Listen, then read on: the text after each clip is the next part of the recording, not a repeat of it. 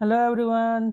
आज हम यूपीएससी की दो वैकेंसी के सिलेबस की बारे में बात करने जा रहे हैं। जैसे हमने देखा है कि इस बार जो है प्रोसिक्यूटर की वैकेंसी आई है और साथ में असिस्टेंट डायरेक्टर कॉर्पोरेट लॉ की वैकेंसी आई है। तो ये पहला ओल्ड एडवर्टीजमेंट है, आप देख सकते हैं ओल्ड एडवर्टीजमेंट। इसका ऑलरेडी एग्जाम आई थिंक 23 या 24 में हो चुका है एंड इनमें सिलेक्शन भी हो गया है, काफ़ी लोग ज्वाइन भी कर चुके हैं। तो यही हम सिलेबस मान के चलेंगे कि यही सिलेबस जो है इस एग्ज़ाम में भी आएगा। थोड़े बहुत चेंजेस आपको देखने के लिए मिलेंगे, क्योंकि जैसे आप देखेंगे सीबीआई का भी एग्ज़ाम हुआ था और साथ में एनआईए का भी एग्ज़ाम हुआ था। तो ये दो एग्ज़ाम होने की वजह से सिलेबस में थोड़े से चेंजेस देखने को मिले थे। हो सकता है कि इस बार भी जो एग्ज़ाम्स के फॉर्म्स ऑलरेडी फिल किए हैं, जैसे ईडी का एक एग्ज़ाम का फॉर्म फिल किया है, तो वो जो एग्ज़ाम है हो सकता है वो साथ में ही कंबाइन करके दें। तो आप जब भी यूपीएससी के फॉर्म्स अगर भर रहे हैं, आप एलिजिबल हैं, भले ही उसमें एक वैकेंसी है, पर मैं यही सजेस्ट करूँगा कि आप उसमें फॉर्म फिल करें। रीज़न क्या होता है, क्योंकि सिलेबस सेम रहता है, आपको एग्ज़ाम भी एक ही देना पड़ता है। कुछ ही ऐसे ऐसे एग्ज़ाम होते हैं जिसमें अगर एक्स्ट्रा पेपर होता है तो आपको एक्स्ट्रा पेपर देना पड़ेगा, अदरवाइज जो है एग्ज़ाम आपका सेम रहता है। ठीक है।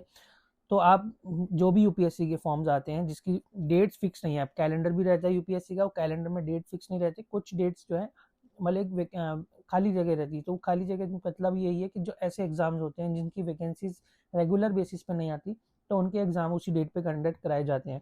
तो ये सारे एग्जाम अगर आप देखेंगे, चारों एग्जाम जो है एक ही साथ कराए होंगे और सिलेबस भी इनका एक ही रहा है। तो आप इसलिए आप ये सोच के चलिए कि आपको सारे फॉर्म्स जो है भरना है, क्योंकि हो सकता है कुछ स्टूडेंट्स यहाँ सेलेक्ट हो जाएंगे, कुछ यहाँ हो जाएंगे, कुछ अपने सीबीआई में हो जाएंगे और कुछ एनआईए में हो जाएंगे। इसकी एलिजिबिलिटी डिफरेंट रहती है, बट अगर आप एलिजिबल है तो आप फॉर्म्स फिल कीजिए। ठीक है। यहाँ पे आप देखेंगे कि एग्ज़ाम भी 23 में हुआ था और एक ही टाइम पे हुआ था, तो इनके सिलेबस भी सेम रहा है। और जो है ये समझ लीजिए सिलेबस सेम होने से आपको जो है फ़ायदा है, अगर आप एलिजिबल है, अपने सारे फॉर्म फिल किए हैं तो। अब आप देखेंगे कि 2 आवर्स का ड्यूरेशन रहा है एग्ज़ाम का, सब एक ही मार्क्स के रहे हैं और इंग्लिश में ही रहा है। ठीक है। ये एक चीज़ कुछ स्टूडेंट्स ने पूछा था क्या हिंदी में रहेगा, तो मैंने कहा शायद नहीं है, इंग्लिश में है। तो ये यहाँ से कंफर्म हुआ कि लास्ट टाइम जो एग्ज़ाम हुआ था वो इंग्लिश में ही हुआ था और आपका 1/3 जो है नेगेटिव मार्किंग जो है रहेगा। तो ये चीज़ आप ध्यान रखिएगा कि मतलब कि अगर आप आंसर नहीं करते हैं तो कोई पेनल्टी नहीं है, लेकिन अगर आप रॉन्ग आंसर फिल करते हैं तो आपका 1/3 जो है नेगेटिव हो जाता है। और कितने मार्क्स का हुआ था उस टाइम? 300 मार्क्स का हुआ था। इसमें से जो क्वेश्चन अगर नहीं बन रहे होंगे या कुछ इश्यू होगा या फिर ऑब्जेक्शन रेज हुए होंगे, तो वो जो है इसमें से रिमूव कर दिया जाता है। तो ये भी आप मान के चलिए। तो अब देखिए हम सिलेबस की बात कर लेते हैं। सिलेबस देखिए मोस्ट आईबीपीएस की तरह ही है। देखिए कॉन्स्टिट्यूशन ऑफ इंडिया सबसे इंपॉर्टेंट कॉन्स्टिट्यूशन है, इसमें आपको सारे नहीं पढ़ने हैं, बल्कि जहाँ तक गवर्नर तक की बात हो रही है वहाँ तक आप पढ़ेंगे तो बहुत है। और इसमें सुप्रीम कोर्ट से रिलेटेड और हाई कोर्ट से रिलेटेड जो रिट्स के बारे में बात की है, जो उनकी पावर्स की बात करी, वहाँ तक आप पढ़ लीजिए। ये कुछ कुछ सिलेक्शन पोर्शन है जो आप पढ़ेंगे, उतना ही इनफ है, इससे ज़्यादा आपको पढ़ने की जो है ज़रूरत बिल्कुल नहीं है। अब देखिए आईपीसी, तो अब आप ये समझ लीजिए कि इसमें जो नए एक्ट है बीएनएस, ठीक है, भारतीय साक्ष्य अधिनियम, और बीएनएसएस, ये जो 3 एक्ट हैं, क्योंकि ये न्यू एक्ट हैं, आपको ये न्यू पढ़ना पड़ेगा। और मैं आपको सजेस्ट करूँगा कि आप कंपैरिजन के साथ पढ़ें। लास्ट टाइम भी मैंने यही बोला था, आप कंपैरिजन के साथ आईबीपीएस की तैयारी करें, और यहाँ पे भी आप यही करें, आप पढ़ें new act but with comparison of the old act, मतलब ओल्ड एक्ट आपको जो है पता होना चाहिए। फिर आप देखिए इंडियन एविडेंस एक्ट तो मैंने आपको बता ही दिया, इंडियन कॉन्ट्रैक्ट एक्ट ये भी आप आईबीपीएस में पढ़ते हैं, negotiable instrument act, transfer of property act, registration act, code of civil procedure. अब यहाँ पे इन्होंने क्या है वो ऑर्डर लिख दिए, बट ये ज़रूरी नहीं है कि यहीं तक ही पूछेंगे, हो सकता है थोड़ा आगे पीछे भी पूछ ले। तो आप जो है, मैं तो यही बोलूँगा कि आप सारे ही ऑर्डर्स को पढ़ने की कोशिश कीजिए, या फिर जो मेजर मेजर ऑर्डर्स हैं उसकी आप, मेरी वीडियो होगी, आप उस वीडियो में जाके मेजर मेजर जो ऑर्डर्स हैं वो आप देख सकते हैं, वो पढ़ सकते हैं। बैंकिंग रेगुलेशन है, लिमिटेशन एक्ट है, कोड ऑफ क्रिमिनल प्रोसीजर, ये आपको न्यू एक्ट पढ़ना पड़ेगा with comparison, same of Indian evidence act में भी यही करेंगे, सेबी और SARFAESI, prevention of money laundering act, NI act. ये एक एनआई एक्ट क्यों था, क्योंकि एनआईए का एग्जाम था, इस वजह से एनआईए का जो सिलेबस था उसमें एनआईए दिया गया। Limited liability partnership act, companies act, insolvency, bankruptcy act, ये दो तो आपको आना ही चाहिए साथ में ये भी।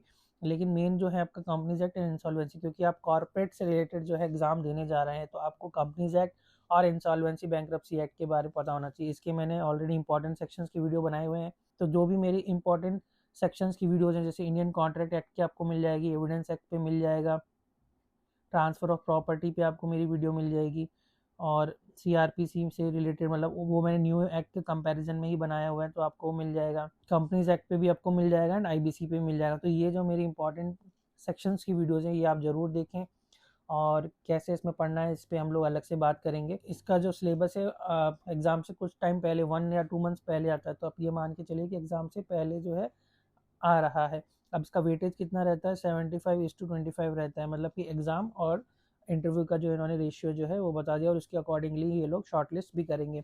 साथ में आप ये समझ लीजिए कि आपके जो नंबर्स हैं इतने तो एटलीस्ट होने ही चाहिए फॉर इंटरव्यू। अगर आप जनरल हैं, ईडब्ल्यूएस कैटेगरी है, तो आपको 50 तो एटलीस्ट लाना पड़ेगा, एंड ओबीसी जो है 45 and above, SC ST 40 and above, and PWD 40 and above. ठीक है, तो आपको ये समझ लीजिए कि आपको इतना स्कोर तो करना ही है शॉर्टलिस्ट होने के लिए। ये तो मतलब मिनिमम क्राइटेरिया, ज़रूरी नहीं है कि इतना ही है, क्योंकि हाई कट ऑफ ही जाएगी, एंड अभी कंपटीशन भी बहुत टफ है, तो अभी से आप पढ़ना स्टार्ट कर दीजिए।